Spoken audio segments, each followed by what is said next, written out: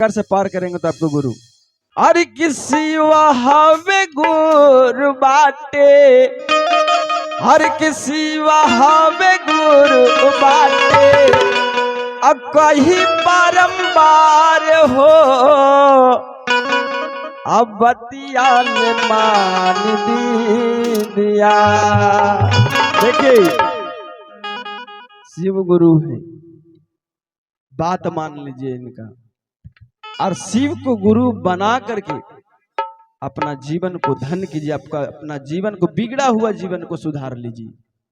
अरे किसी वहावे गुरु बाटे, अरे किसी वहावे गुरु बाटे, अब कहीं बारंबार हो, अब बतिया ले मान दिया।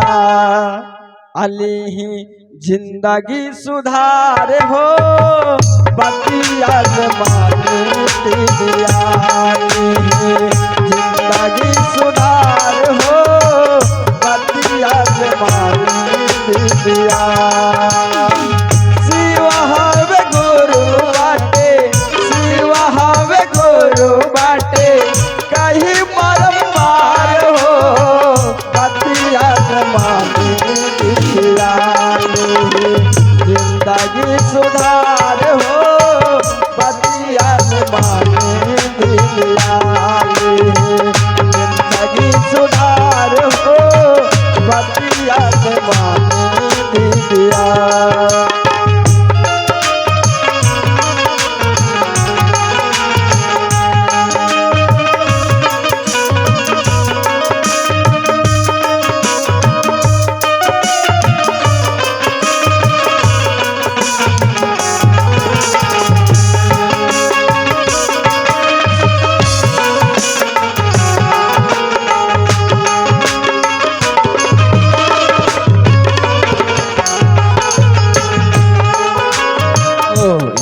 के इच्छा से जन्म मरण सांस चलेला,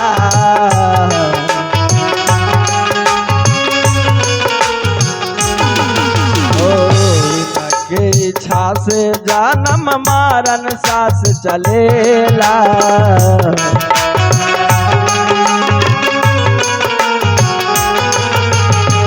घर घर के बाबा हवे सब कोई पूजेला।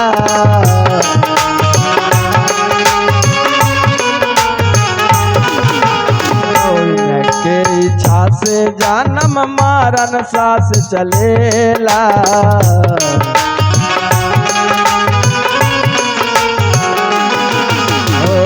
घरे घर के बाबा हवे सब कोई पूजेला।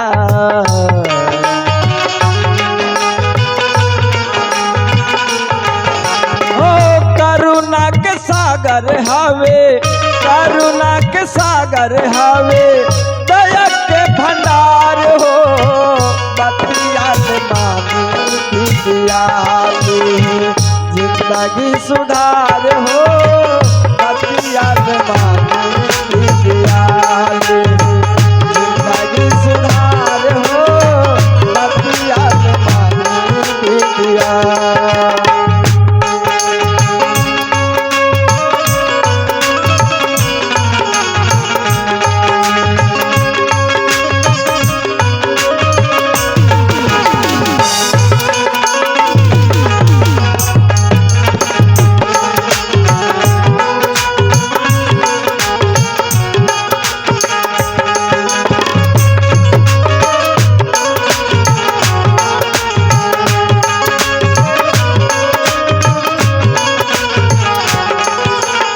देखिए हमने पहले भी कहा था कि अगर 3 सूत्र आपका जीवन में सही से होगा तो परिणाम देखा जाएगा, और 3 सूत्र सही से आपका होगा तो जांचने के लिए जज भी आप ही है।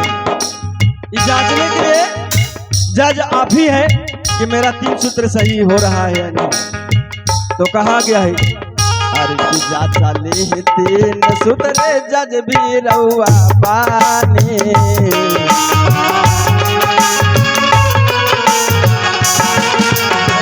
परिणाम मिली तो तोहे साहब के कहानी।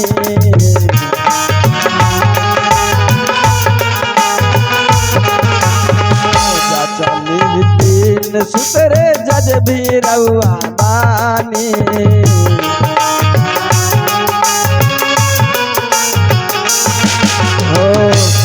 नाम मिली तोहे साहब के कहानी।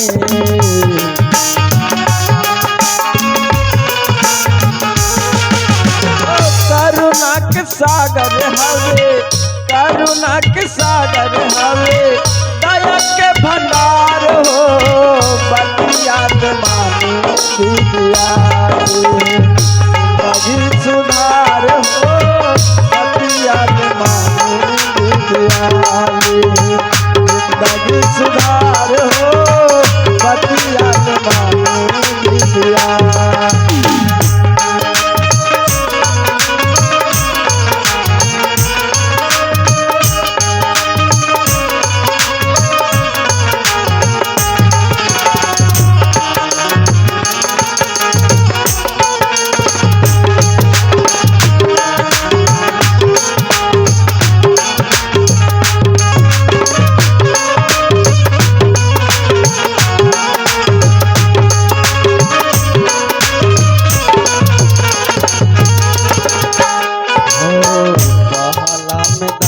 मांगिया दूसरा में चारा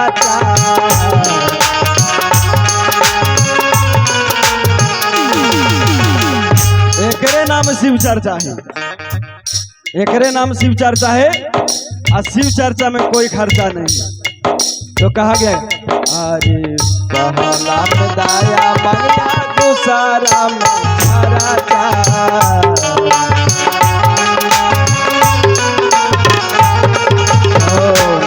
शिवा जपते रहिया लग तो नहीं खारा चा।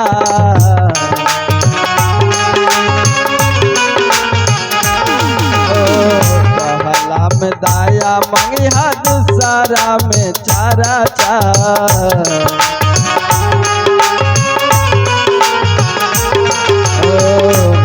शिवा जपते रहिया लग तो नहीं खारा चा।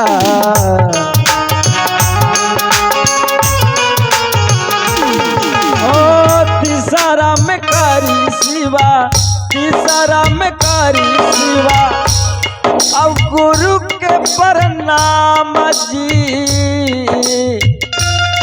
अब बतियाल मान दिया अली जिंदगी सुधार हो, बतियाल मान